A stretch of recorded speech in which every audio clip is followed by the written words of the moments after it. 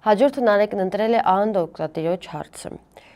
Ողջույն եղբայր ջան, հարցս հետևյալն է։ Նարեկ ջան, ենթադրենք հասարակ քաղաքացի ես, ոչ քաղաքականացված եւ վաղը ընտրություններ են։ Ում ձայն կտաս եւ ինչու։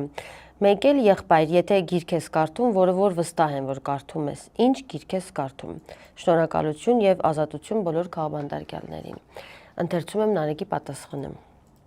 Եթե վաղը լինեն ընտրություններ, ես վստահաբար մինչ այս պահը հայտ ներկայացրած որևէ ուժի չեմ քվեարկի։ Շատ կարճ եմ պատասխանում, որ չխորանամ, թե ինչու չեմ քվեարկի, քանի որ դրա մասին մանրամասն պատրաստվում եմ խոսել բանտից դուրս գալուց հետո։ Չեմ ուզում ոմանց համար խիստ տհաճ անակնկալը ժամանակից շուտ փչացնել։ Խոստանում եմ դուրս գալուց հետո անուն անդրադառնալ նիկոլական ռեժիմի ստվերային հիմնասյուներ հանդիսացող ընդդիմադիրներին եւ բոլորի համար շատ հասկանալի լեզվով հիմնավորել, թե ինչու եւ հատկապես ինչպես ստացվեց, որ 2021 թվականից սկսեց հայկական քաղաքական դաշտի փոխակերպումը քաղաքական արոտավայրի։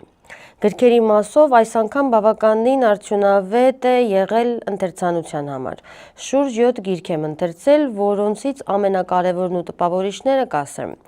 Սրջա Պոպովիչի Blueprint for Revolution գիրքը, որտեղ իմ տիրապետած տեխնոլոգիաների միասնական ներկայացումներ սերբ հեղափոխական Սերջայի կողմից եւ որը կարդալուց հետո հերթական անգամ համոզվեցի մեր վերջին 5 տարիների արհավիրքների պատճառների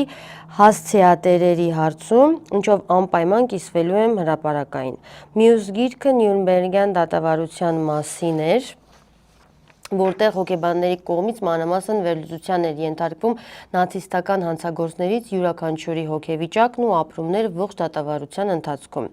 Վերընթերցել եմ նաև Դարոն Աճեմօղլուի եւ Ջեյմս Ռոբինսոնի «Ինչու են ձախողվում պետությունները» աշխատությունը, երկու ոչ մեծ գիրք իմ սիրելի Հենրի Քիսինջերից եւ այժմ սկսել եմ ընթերցել Ջորջ Ռիչելսոնի 20-րդ դարի լրտեսության պատմությունը գիրքը, որը պատմում է աշխարհի բոլոր հզոր հատուկ ծառայությունների ստեղծման, դրանց գործիքակազմերի, գործակալական ցանցերի, հավաքագրման տեխնիկաների եւ այդ համակարգերի պատվի մասին։ Իդեպ այդ գրքից անպայման երկրորդ օրինակն եմ պահելու մոտս, որ հաջորդ անգամ ԱԱԾ-ի հատուկ ջոկատայինները գան, իրենց միջոցով փոխանցեմ իրենց նմանատիպ հրահանգ տվողներին, հաստատ լիքը նոր բաներ կգտնեն այդ գրքում։